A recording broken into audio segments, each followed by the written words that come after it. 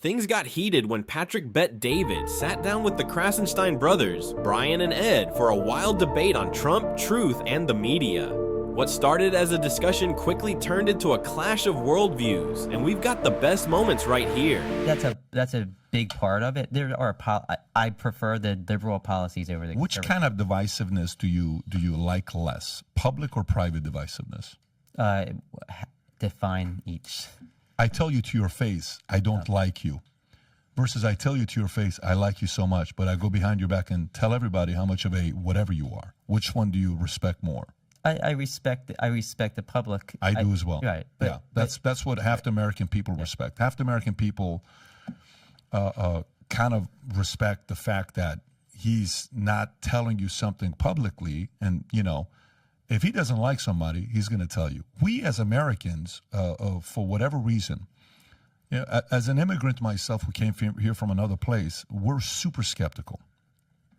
Super skeptical.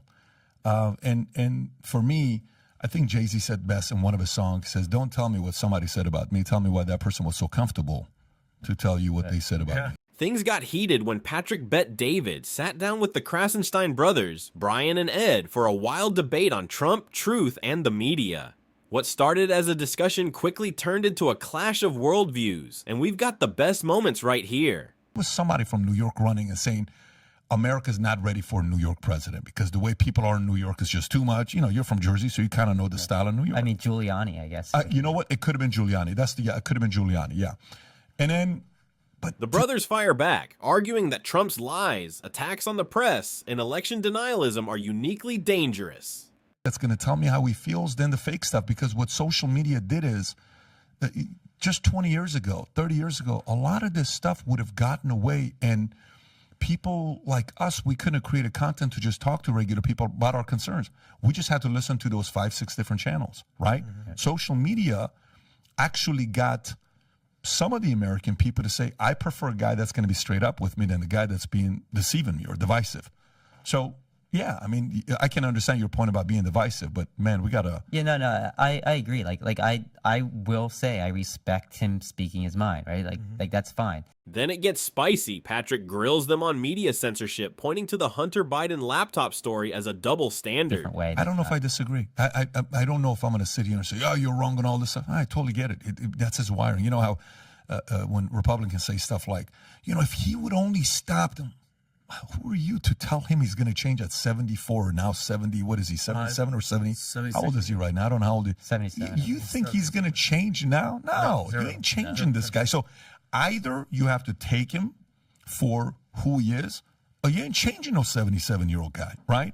So I get what you're saying, that maybe some of his words he says could, divide into all this stuff. Let's transition to a different thing. Can I bring up one little thing that you just said? And I think it's very important because, we are 5 dudes sitting around having a... Ed admits they trusted the intel community back then, but Patrick pushes back hard. Here's the fucking deal.